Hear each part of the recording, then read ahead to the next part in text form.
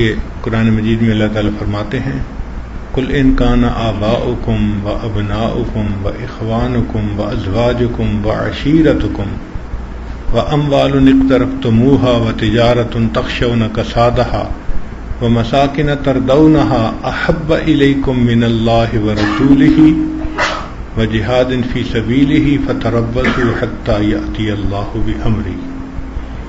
اگر یہ ماں باپ کی محبت، بیوی کی محبت، کاروبار کی محبت، گھر کی محبت، اگر اللہ اور اس کے رسول صلی اللہ علیہ وسلم کی محبت کے راستے میں رکاوٹ ہے، پھر تم انتظار کرو کہ اللہ کا امر آئے۔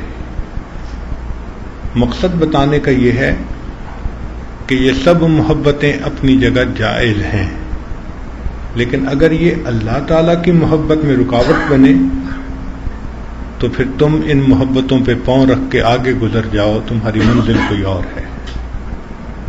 نہ بیوی رکاوٹ بن سکتی ہے، نہ کوئی اور رکاوٹ بن سکتا ہے، اللہ کی محبت میں کوئی رکاوٹ نہیں۔ تو زندگی کا اصل مقصود اللہ تعالیٰ سے بے پناہ محبت کرنا، ٹوٹ کے پیار کرنا۔ فرمایا والذین آمنوا اشد حبا للہ، کہ جو لوگ ایمان والے ہوتے ہیں ان کو اللہ تعالیٰ سے شدید محبت ہوتی ہے۔ یہ محبت کی شدت اگر نصیب ہو جائے تو ایمان کامل کا مزہ آ جائے، اور یہ مانگنی چاہیے اللہ سے۔ نبی علیہ الصلوۃ والسلام نے دعا سکھائی، اللہم انی اسألک حبک، اے اللہ میں آپ سے آپ کی محبت کا سوال کرتا ہوں۔ تو گویا نبی علیہ الصلوۃ والسلام نے اللہ سے اللہ کی محبت کو مانگا۔ یہ وہ نعمت ہے کہ جس کو مل جائے وہ خوش نصیب انسان ہوتا ہے، کہ ہمارا دل اللہ تعالیٰ کی محبت سے بھرا ہو۔ چنانچہ نبی علیہ السلام جب مدینہ طیبہ تشریف لائے ہجرت کر کے، اور آپ نے اہل مدینہ کو پہلا خطبہ دیا تو اس میں فرمایا احب اللہ بکل قلوبکم، اے لوگو اللہ تعالیٰ سے پورے دل کے ساتھ محبت کرو، یعنی دل اپنا پورا کا پورا اللہ کی محبت سے بھر لو۔ آج ہمارے دلوں میں اللہ تعالیٰ کی بھی محبت ہوتی ہے، مگر اس کے ساتھ ساتھ دنیاوی محبتیں بھی ہوتی ہیں، اور کئی مرتبہ دنیاوی محبتیں زیادہ قوی ہو جاتی ہیں، اللہ سے غافل کر دیتی ہیں۔ یہ چیز انسان کے لیے ناکامی کا سبب ہے۔ خوش نصیب ہے وہ انسان جو اللہ تعالیٰ سے پورے دل کے ساتھ محبت کرے، یعنی پورا دل اللہ تعالیٰ کو دے دے۔ یہ ذہن میں رکھیے کہ دل ایک ہے اور ایک ہی کے لیے ہے، دل ایک ہے اور ایک ہی کے لیے ہے۔ ایک اللہ کی محبت دل میں بسی ہو، دل میں رچی ہو، ایسی زندگی ہو کہ اللہ دل میں آ جائے، ایسی زندگی ہو کہ اللہ دل میں سما جائے، ایسی زندگی ہو کہ اللہ دل میں چھا جائے۔ ایسی محبت انسان اپنے رب سے ٹوٹ کے پیار کرے۔ نبی علیہ الصلوۃ والسلام نے ارشاد فرمایا احب اللہ لما یغزوکم من نعمہ، اللہ سے محبت کرو، اس نے تمہیں کھانے کے لیے کیا کیا نعمتیں عطا فرمائی ہیں۔ اور یہ تو پکی بات ہے کہ ہم نے دیکھا کہ درندوں کو اپنے محسنوں سے محبت ہوتی ہے۔ جو لوگ درندوں کو کھلاتے پلاتے ہیں، درندے ان کو نقصان نہیں دیتے۔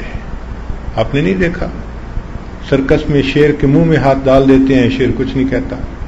شیر کی کمر پہ بیٹھ جاتا ہے بندہ، شیر اسے کچھ نہیں کہتا، حالانکہ وہ تو درندہ ہے، لیکن اپنے محسن سے اس کو بھی کچھ تعلق محسوس ہوتا ہے۔ اگر ایک درندہ اپنے محسن کی رعایت کرتا ہے تو ہم تو انسان ہیں، ہمیں تو اللہ تعالیٰ نے عقل سمجھ دی ہے، ہم اپنے پروردگار سے کیوں نہ محبت کریں جس نے ہمیں اتنی نعمتوں سے نوازا۔